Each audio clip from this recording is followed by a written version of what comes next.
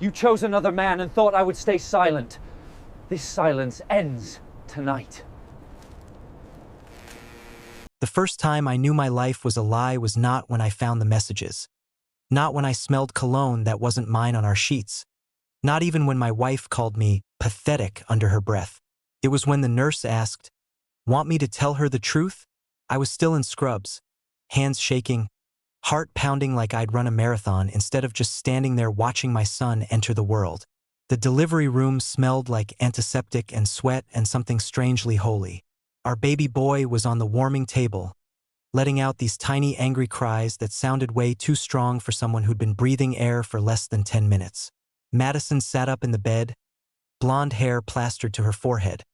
Mascara smeared but somehow still looking like she'd planned the whole drama. That's the thing about Madison. She could weaponize a look better than most people could throw a punch. The nurse, whose badge said Olivia, handed me the clipboard with the birth certificate form.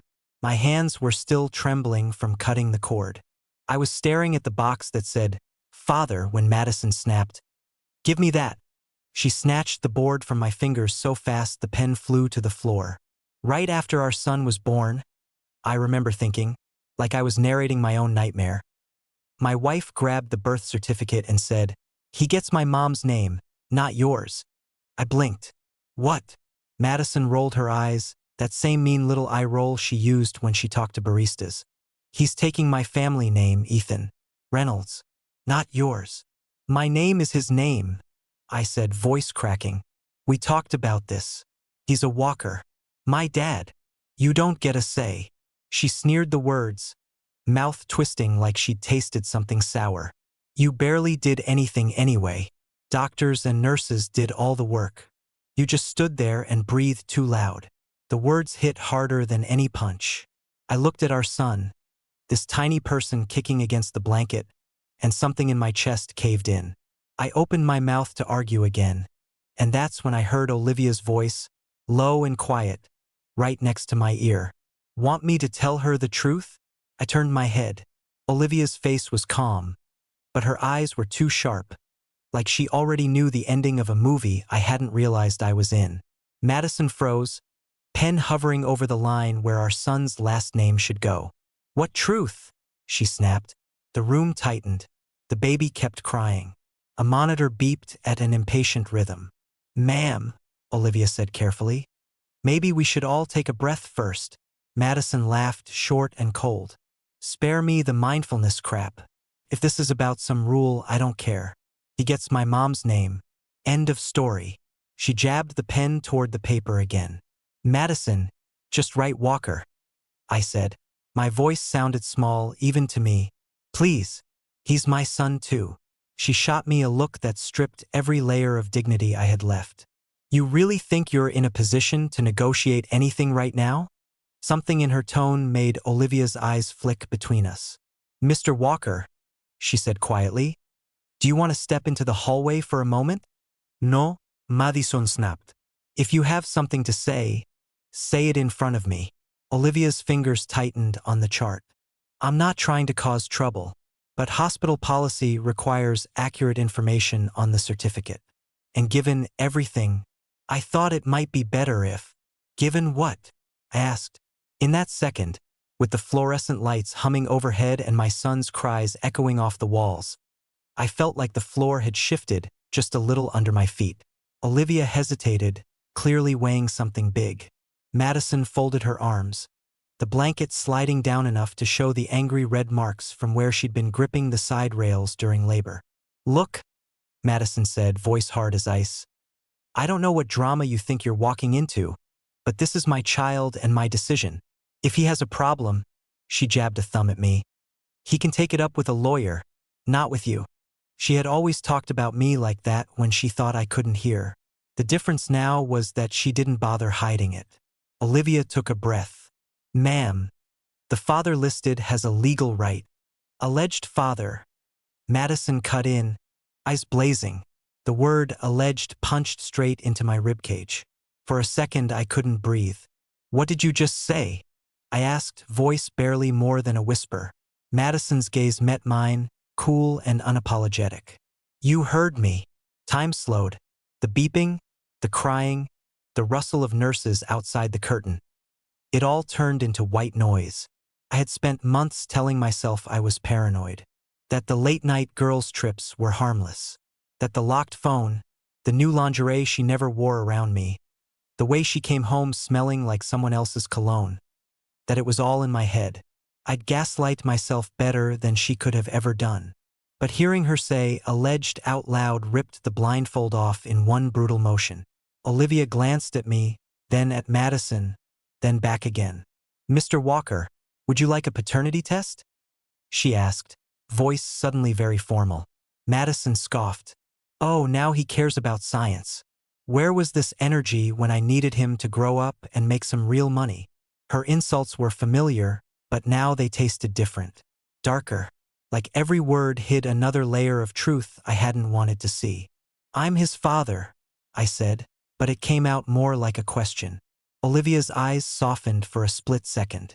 "That's what this test would confirm," she said. "Or clarify." Madison threw her head back against the pillows and groaned. "Unbelievable. You're really going to let some random nurse stir this up? Ethan, stop embarrassing yourself. Sign the paper and be grateful I even put your first name down." "Ma'am," Olivia said, steel sliding under her calm tone. "You brought up alleged, not me. And considering the note in your file, it's only fair he knows." My heart stopped. "What note?" Madison's face went pale for the first time since I'd met her. "Don't," she hissed at Olivia. "That's confidential." Olivia looked straight at me. "Do you want me to tell you?"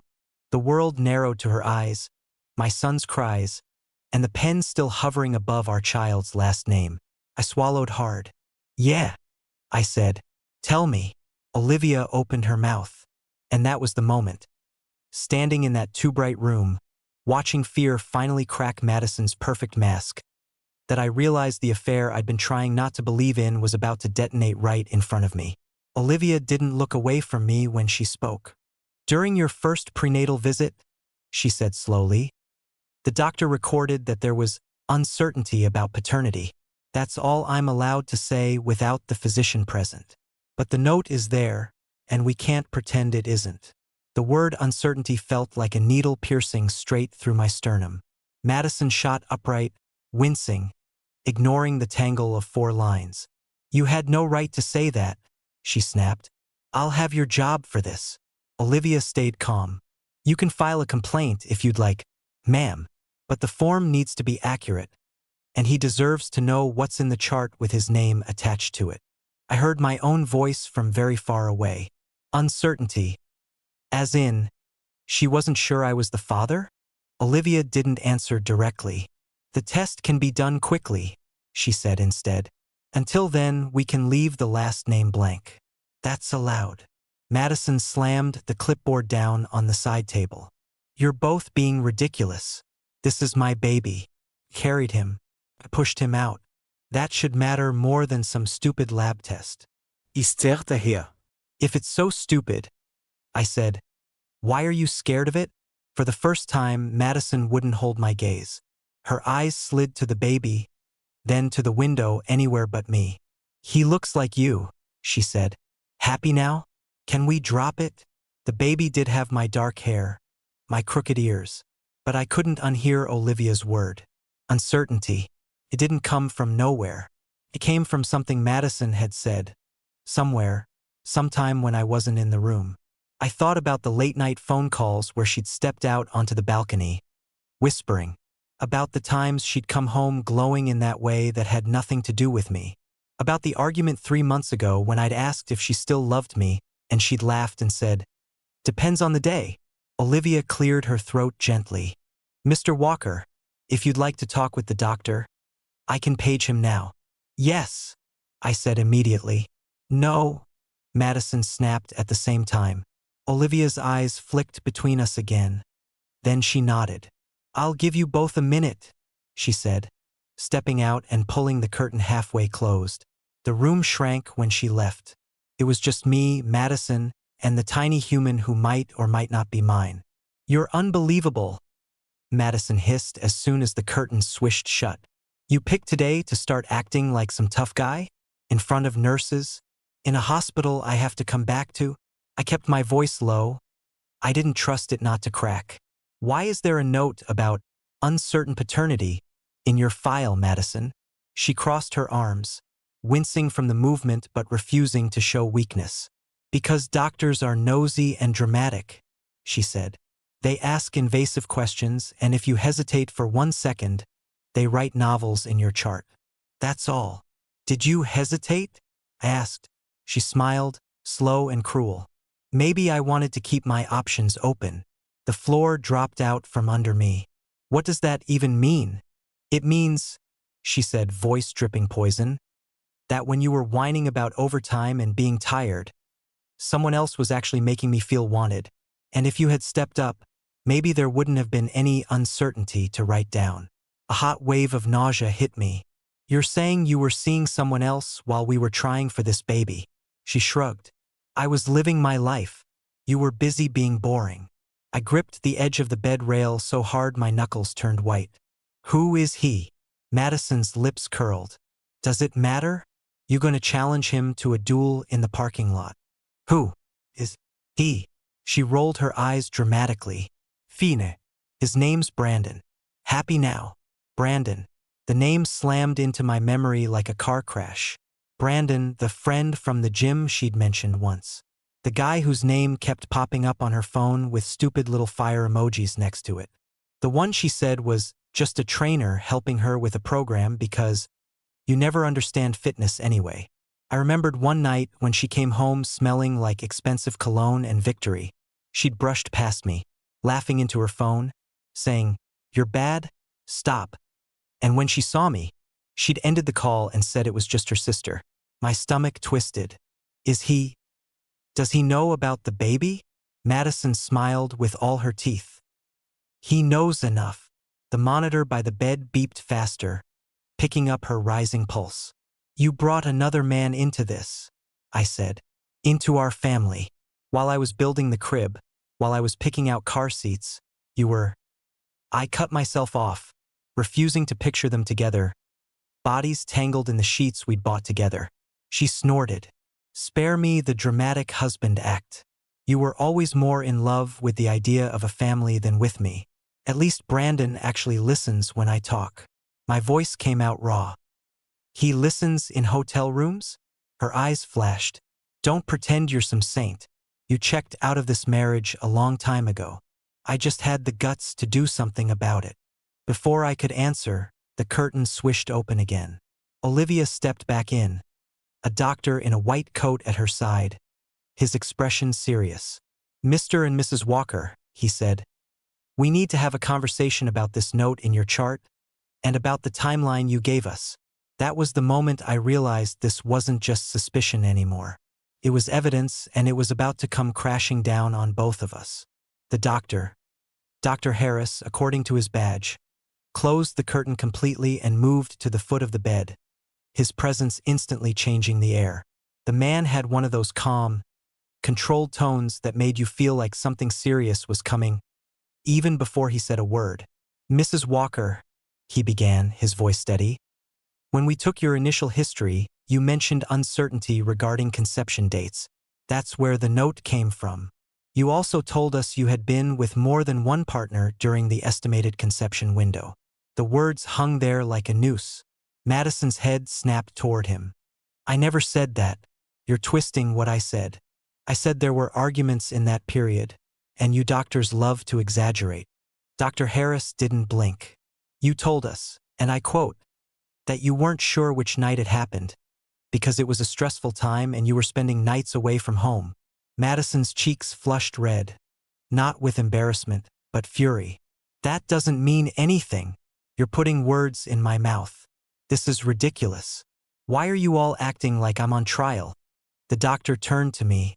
Mr. Walker, based on medical records, there is a possibility the child may not be biologically yours. Legally and ethically, we must offer a paternity test when requested. My throat felt tight. I want it, I said, my voice sounding more solid than I felt. Madison scoffed. Of course you do. God forbid you trust your own wife for once. I looked straight at her. Trust? You said the word alleged. You told me you kept your options open. You admitted someone else made you feel wanted. What part of that sounds like trust? For a moment, there was silence, thick, suffocating silence broken only by the baby's soft whimpers.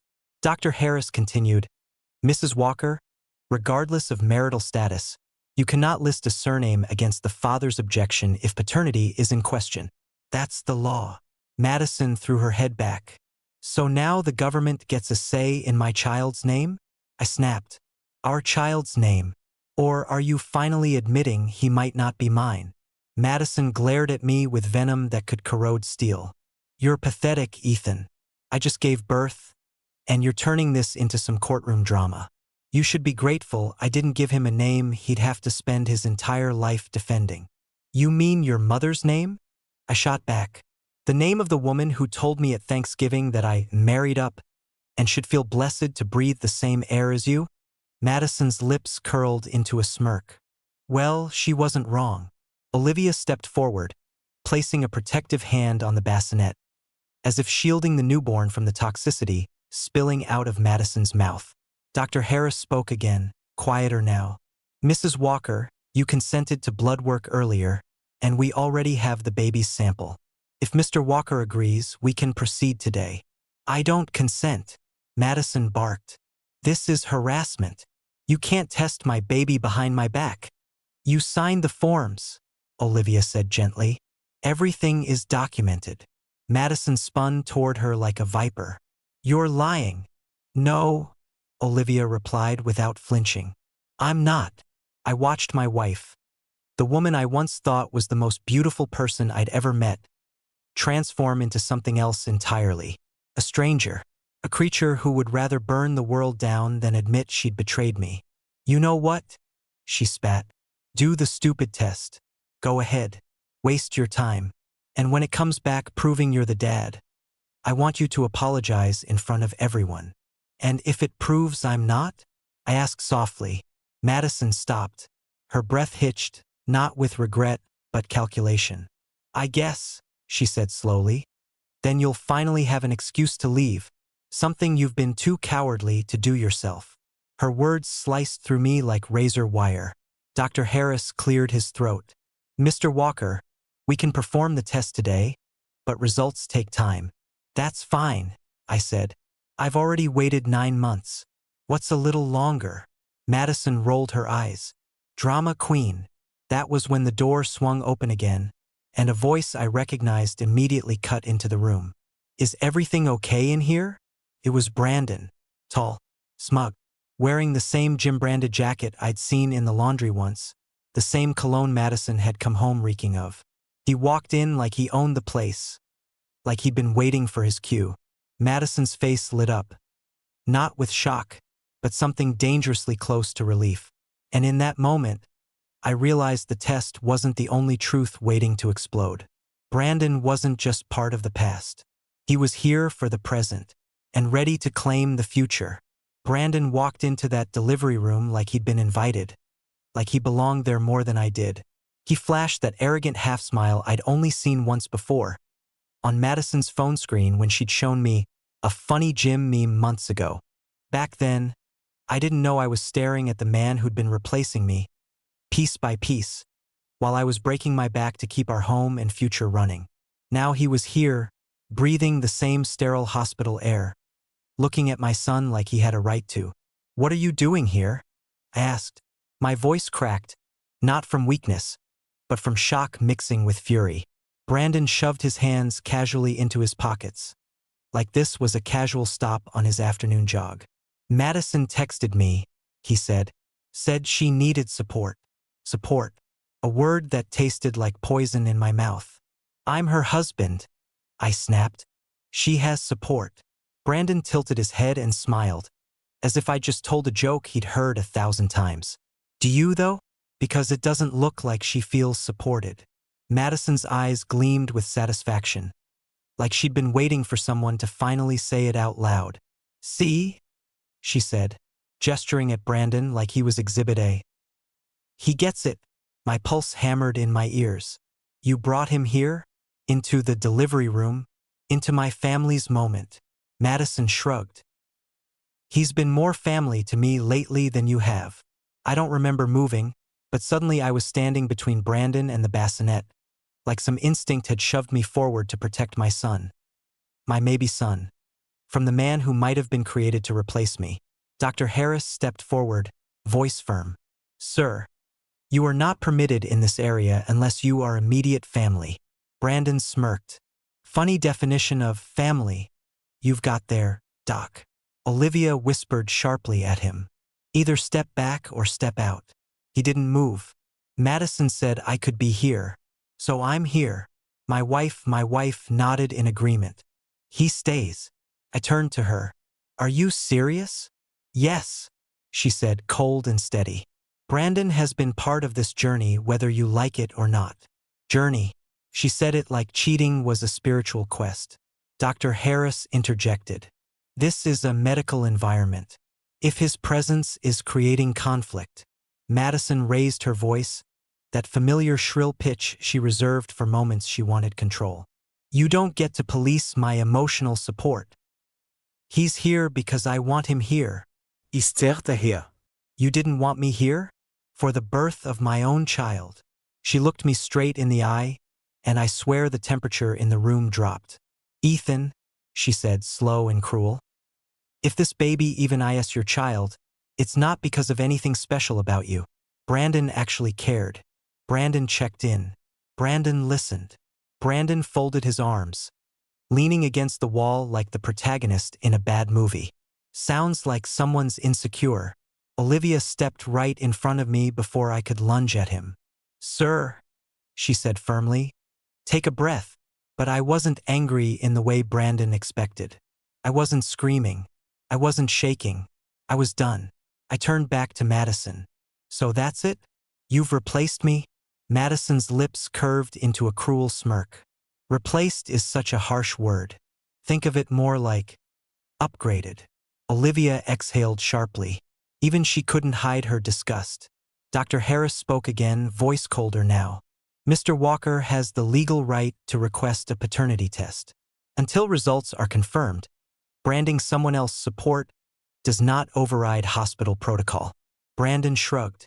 Test away. We're not afraid of the truth. The way he said we was the final nail. Not she. Not Madison. We. A team. Partnership. A conspiracy. My life, rearranged without my consent. Madison folded her hands over her stomach, suddenly looking tired, almost inconvenienced.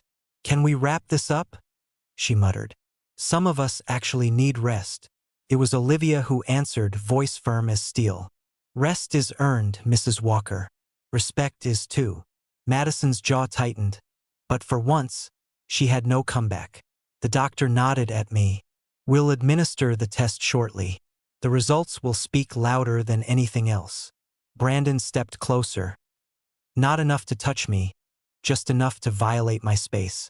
Get ready, he whispered, voice dripping with smug satisfaction.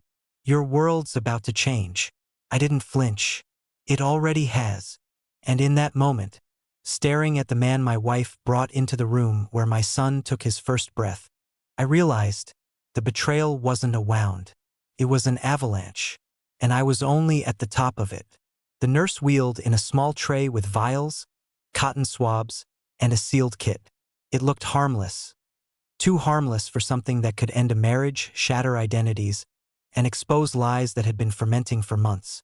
The sight of that tray made Madison shift uncomfortably, like the truth suddenly had weight. This won't hurt, Olivia said gently, though her eyes flicked toward Madison with something colder. Anticipation, maybe. Justice, even. Brandon scoffed. It's a swab, not a firing squad. I ignored him. My eyes were on Madison. She crossed her arms and stared straight ahead, nostrils flaring. Just get it over with. There was no warmth in her voice. No regret. No fear. Just resentment. Pure and polished like she'd been practicing it in the mirror. Olivia took a tiny swab, rolled it gently inside the baby's cheek, sealed it into a sterile envelope, and labeled it. The baby didn't cry, just blinked. as if already aware that the world wasn't as simple as everyone pretended. Then came my turn. My hands didn't shake this time. I opened my mouth, let Olivia collect the sample, and waited for some emotional explosion. Some moment where everything hit me like a truck, but nothing came. I was numb. Numbness was safer. Numbness didn't scream. When Olivia sealed my sample, she looked at me. Not with pity, but with something like respect. Results should come within a few days, she said. Madison rolled her eyes so hard I thought they might get stuck. A few days? Seriously? For something this simple? Dr. Harris folded his arms.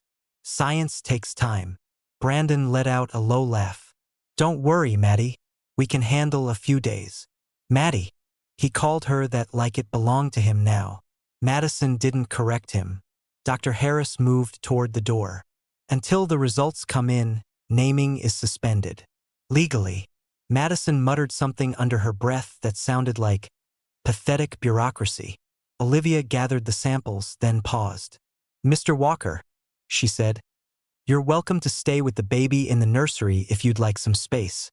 Space sounded like oxygen. I'll go with him, I said quietly. Madison scoffed. Oh, please. You don't get to parade around like Father of the Year just because you finally grew a spine. I turned to her. I'll stay with him because he deserves someone who isn't using him as a trophy. Her mouth parted for a second. She looked genuinely stunned. She wasn't used to being confronted. She was used to bending reality around her ego. Brandon stepped forward. Watch yourself, he warned, voice low, chest puffing out like an insecure rooster. I didn't move. Why? Are you planning to hit me? In front of witnesses? Go ahead, Jim boy. Add assault to your resume. Brandon took one more step, but Dr. Harris moved in between us, his voice suddenly sharp. Enough. All of you. Madison looked from Brandon to me, and something flickered behind her eyes. Not guilt, not fear. Annoyance. The kind a spoiled child feels when consequences finally arrive. Ethan, she said, voice dripping with contempt. You always ruin everything, even now, even today. I stared at her, and something inside me clicked into place. No, I said. You did that all by yourself. Silence. Actual silence.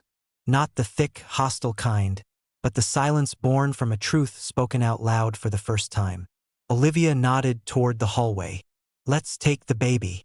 I placed my hands gently on the bassinet, and as I rolled my son, my maybe son, away from the room where betrayal was still steaming in the air, Brandon muttered behind me.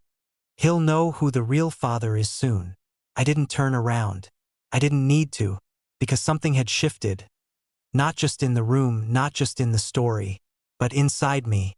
Up until now, I had been reacting, drowning, trying to hold onto something that was already dead. But as I walked down that hallway, my son's tiny breaths filling the quiet, I realized something terrifying and liberating at the same time. I wasn't the one losing a family. Madison was losing a man who would have died for her. And once the truth came out, no test, no lover, no smug grin would ever give that back to her. This wasn't the end of the story. It was the moment I finally stopped begging for a place in hers and started writing mine. The nursery was quiet, too quiet. Machines hummed softly. Lights dimmed to a warm glow that felt nothing like the battlefield we'd left behind. I stood over the bassinet, watching the tiny chest rise and fall. His breaths were steady, innocent, unaware that the moment he entered the world, war had started around him. For a second, I let myself imagine he was mine. Not maybe mine. Mine. But doubt is a cruel parasite. It burrows and breeds where trust once lived. And Madison had fed that parasite long before I ever knew its name. Olivia came in a few minutes later, her voice lower now, softer. He's calm around you, she said, almost as if she were afraid of disrupting the fragile peace. Babies like warmth, I answered. But we both knew that wasn't what she meant. You don't have to decide anything tonight, she added. Shock makes everything feel permanent. Choc permanent. Words that felt like anchors. I nodded. Thanks. She hesitated before leaving. Mr. Walker, I've worked in this ward for 13 years. I've never seen someone try to rename a baby without even looking at the father. That hit me harder than anything Madison had thrown at me today. Why do people do that? I asked quietly. Olivia sighed. Some marriages die long before anyone signs the papers. Then she left, and her words, simple, non-judgmental, settled into my bones like truth I'd been too afraid to say out loud. When I finally returned to the room, Madison was sitting upright, staring at her phone. Brandon wasn't there anymore. Maybe even he had reached his limit of chaos for the evening. Or maybe he was giving her time to reset her lies. She didn't look up when I entered. Done playing daddy? Her voice wasn't tired. It was sharp, defensive. She was trying to regain control. I didn't bite. You called Brandon here. Madison exhaled dramatically, still scrolling. I told you I needed support. You were too busy throwing a tantrum. I stepped closer. You brought your lover into the room where your child was born. Madison finally looked up, anger boiling in her eyes. Don't be dramatic. He wanted to be there. He actually cares. So why didn't he stay? Her nostrils flared. She hadn't expected that one. He had work, she said flatly. Most people do, I replied. Strange how he wasn't working when you needed him for 9 months straight. Her jaw tightened. I continued, voice steady, not loud, not emotional, just honest. How long? Madison didn't blink. What does it matter? It matters because I built a life with you, because I believed you, because every time I asked what was wrong, you told me I was imagining things. She rolled her eyes. You always needed everything to be about you. Maybe if you'd been interesting once in a while, we wouldn't be here. Something inside me cracked. Not shattered, not exploded, just cracked. The kind of sound ice makes right before it breaks. You think interesting is cheating? I asked. Madison's lips curled into a smirk. No. Interesting is feeling alive. He makes me feel alive. You make me feel trapped. And the baby? I asked. Does he make you feel alive? Or is he another experiment in your adrenaline hobby? Madison's face twisted, ugly, sharp. For a moment, the mask slipped. You think you're so noble, she spat. You're pathetic. You cling. You smother. You exist like an obligation. I outgrew you, Ethan. You were convenient. Not attractive. Not exciting. Convenient. The word stung more than uncertain paternity. More than Brandon's smirk. More than all of it. Convenient. I straightened. Convenience doesn't fight, I said. Convenience doesn't stay. Convenience doesn't choose someone every day even when it's hard. Madison laughed. A brittle, humorless sound. Who said I wanted choosing? She asked. Just like that, something went quiet inside me. A silence deeper than shock, deeper than pain. The silence that comes when you stop trying to love someone who never intended to love you back. Before I could answer, Brandon reappeared at the doorway, like some summoned demon. You ready to go? He asked Madison. She didn't hesitate, not even for her newborn. Not for me. Not for the wreckage she left behind. Yeah, she said, swinging her legs off the bed, without looking at our son, without asking if he was okay, without caring. That was the moment the cracks in her kingdom became chasms. Madison wasn't losing me. She'd already lost herself. And soon, the world would know it too. 3 days passed like slow poison. The hospital released Madison the same morning Brandon came to pick her up. She didn't ask if I was coming. She didn't even look back as she left, pushing the wheelchair with the entitlement of a queen abandoning a peasant village she'd sucked dry. She didn't take the baby, either. Claimed she was too exhausted for responsibility right now. Brandon nodded like it made sense. He wheeled her out while I stood there holding the child she wasn't sure belonged to me, yet wasn't willing to claim herself. That should have broken me. Didn't. Clarified something. For 3 days, I fed him, held him, watched his tiny fingers grip mine as if he instinctively knew I was the only thing between him and chaos. I spoke to him, maybe more than I'd spoken to Madison in months. He didn't understand a word, but he listened better than she ever had. He became the calm in a hurricane I didn't choose. On the morning the results arrived, Olivia found me in the nursery. She didn't smile, but her eyes softened. "They're here," she said. My stomach twisted, not with fear, but with finality. This was the moment where everything split into before and after. We stepped into a small glass office. Dr. Harris sat behind a desk, 2 sealed envelopes before him. Madison wasn't there. She hadn't bothered. She'd texted me once, the night before. "Any news? Brandon thinks it's funny you're dragging this out." Funny. That word alone made me want to scream. Dr. Harris cleared his throat. "Mr. Walker, would you like me to read the results out loud, or just say it?" I interrupted. "Please." He opened the envelope. I didn't breathe, not even once. "The probability of paternity is 99.97%, he read. "You are the biological father." I didn't expect relief. I didn't expect joy. But I didn't expect what came next either. Rage. Rage not at the test, not at the child, but at the fact that it took a laboratory, strangers, and medical evidence for me to reclaim what should have been mine by trust. Olivia placed a hand on the desk. "Congratulations," she said softly. I almost laughed. Congratulations? For surviving a psychological slaughter? Still, when I went back to the nursery, something had changed. The baby wasn't a question mark anymore. He was my son. My son. I lifted him, pressing his tiny body against my chest, and whispered his name. The one she tried to steal. Walker. Madison didn't show up until that evening. Storming in, phone in hand, Brandon behind her like a guard dog. "Well?" she demanded. I didn't answer immediately. I let the silence stretch until Brandon rolled his eyes and stepped forward. "Spit it out, man. Who's the dad?" I turned to them slowly, savoring the second before the detonation. "I am." Brandon's mouth twitched. Madison blinked once, then forced a smile that cracked at the edges. "Well, that's convenient," she said, voice too high, too bright. No, irraplia. "That's reality. Something you haven't lived in for months." She crossed her arms. "So what now? You think this fixes anything?" "No," I said. "It changes everything." Brandon scoffed. "What, you're suddenly a hero because of DNA?" I stepped closer. Not aggressive, not loud, just truthful. "I'm not a hero. I'm a father. Something you'll never be." Brandon's jaw clenched.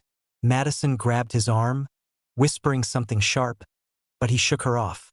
"Don't talk like that in front of her kid," Brandon snapped. I stared him down. "That kid has a father, and it isn't you." Madison's face twisted with something bitter. Jealousy, loss, maybe both.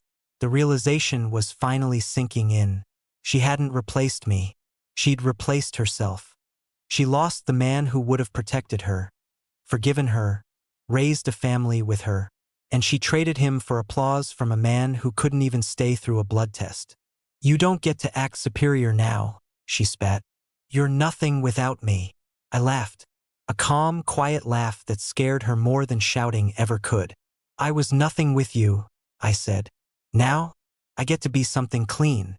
Madison looked around, desperate for control, for someone to validate her. But there was no audience left. Brandon rubbed his temples. "This is getting pathetic. Let's just go." They turned toward the exit. Madison stopped at the doorway, threw one last grenade without even looking back. "Good luck raising him alone." I didn't flinch. "He won't be alone," I said. She hesitated, just for a second. Then she left. As the door swung shut, something inside me finally broke free. Not my heart, not my pride. The weight of believing I was unlovable. The weight of begging for crumbs from someone who fed feasts to strangers.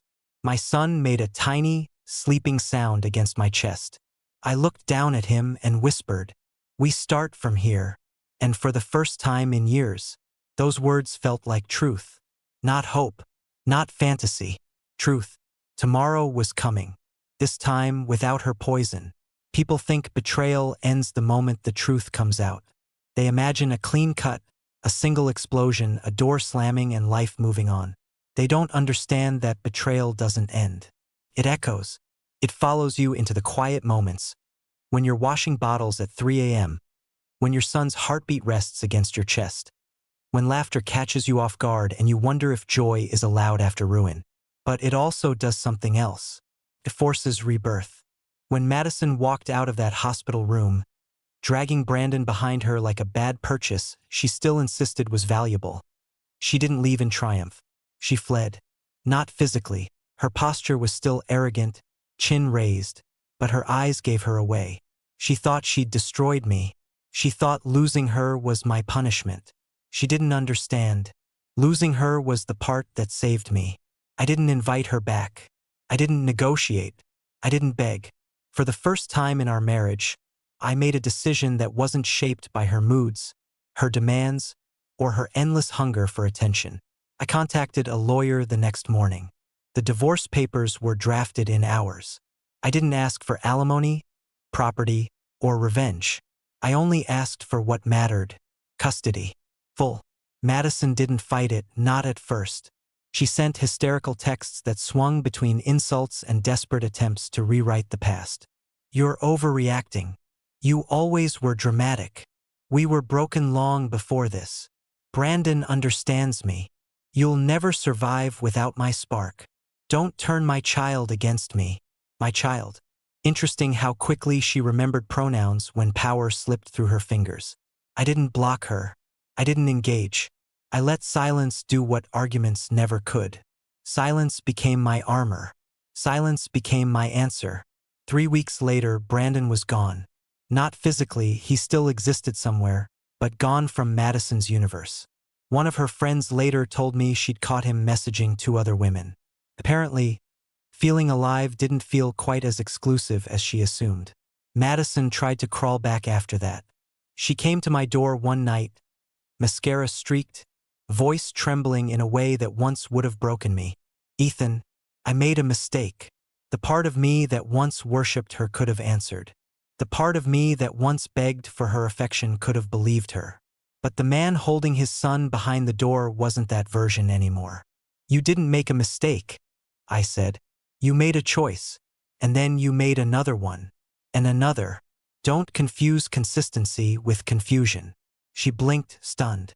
People like Madison expect apologies from the people they hurt.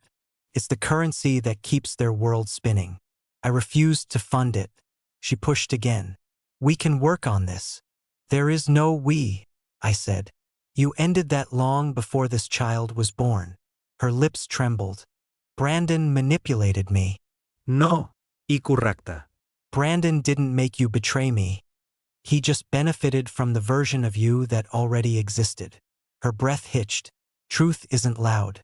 It doesn't need volume. Truth is a scalpel. She whispered one last dagger, weak and dull compared to the ones she once wielded. "You'll miss me."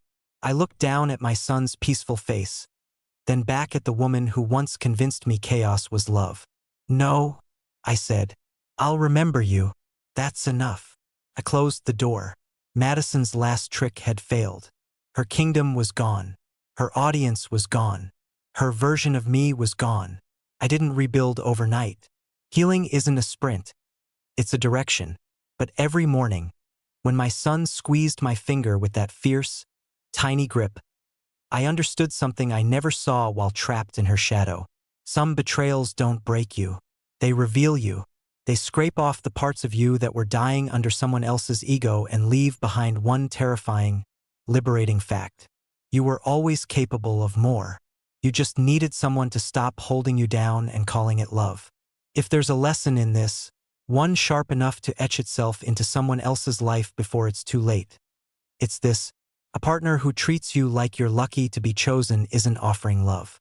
They're demanding worship. And worship is not devotion. It's captivity. Choose someone who chooses you back. Choose someone who names your child with pride. Not someone who tries to erase your name the moment you become inconvenient. Because the truth isn't scary. Lies are. And sometimes the greatest freedom begins with the moment you stop accepting them. ND.